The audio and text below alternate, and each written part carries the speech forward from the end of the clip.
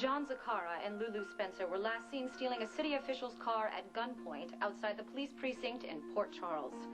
Zacchara was under arrest for the murder of Logan Hayes. A reward of $100,000 has been offered for any information leading to Zacchara's capture and arrest. The Port Charles police have no clue we're in Manhattan.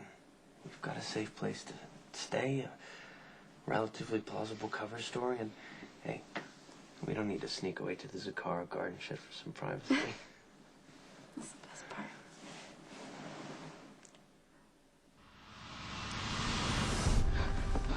No!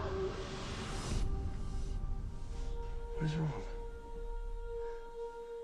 Where's the... What's wrong?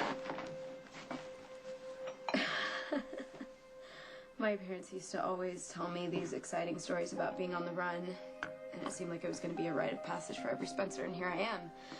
Nervous wreck. You're doing great. Except for all my panic attacks. No, you're braver than I am. You're the one that went out and stocked up on food and supplies while I stayed here in this apartment safe and sound. I just wish that I could relax. Just try to act natural. Right, Joe and Linda from Chicago. Yeah, it's ordinary people. Hanging out. In my dead piano teacher's apartment. I just thought of something. What if your dad remembers that you had lessons from Professor Siegel and he tracks us down? Oh, my mother took care of all the lessons. My father never even thought about things like that. It'll never cross his mind that we're here, okay? We made a clean getaway. Sal and Lourdes bought our cover story. We got nothing to worry about. Right.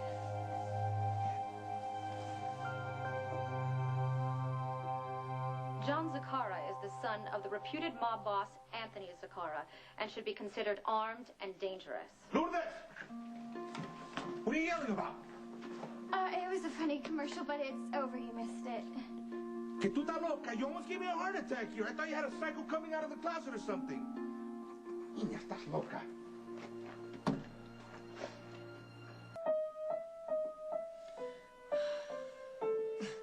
Okay? Come on, just copy my notes one after the I have to be the world's slowest learner. Oh, you're doing great. No, I'm not. You're just saying that to keep me distracted. You've almost got it. Let's try it one more time, okay?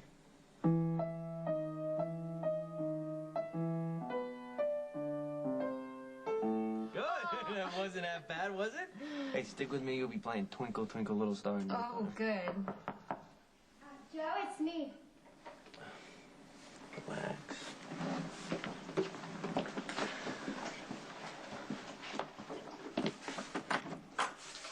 Hi. Hey, I was wondering if you could give me another lesson. Already? Sweetie, you already had your lesson this morning. I haven't practiced since Professor Siegel died, and I'd like to catch up. But if it's a bad time... No. It's fine. Have a seat. We'll pick up where we left off this morning. Great. So, where did you study in Chicago?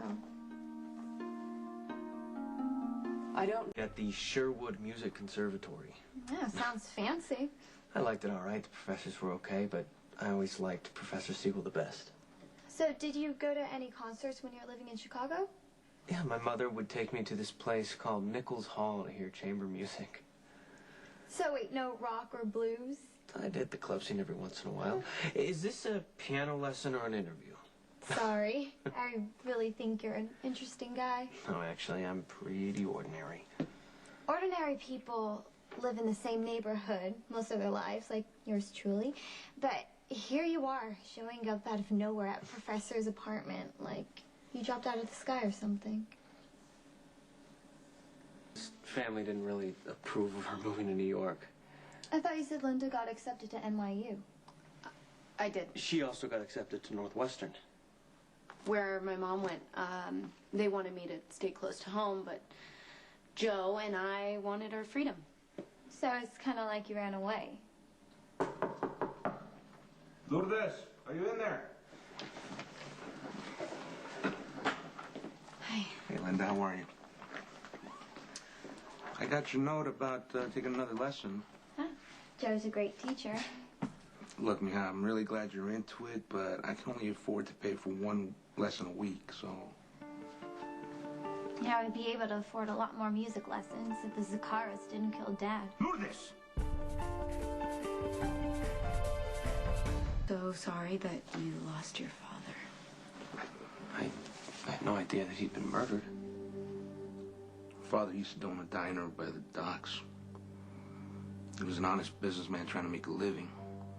But then the Zaccharas took over that part of town, and they forced him to pay protection money and turn a blind eye to their late-night warehouse activities. Our father refused. And 3 days later, he was killed in a car accident.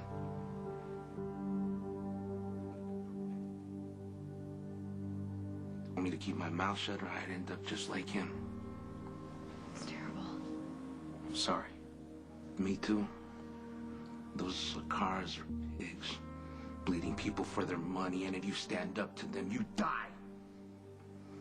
You know, someday, somebody's gonna wipe them all out like they deserve.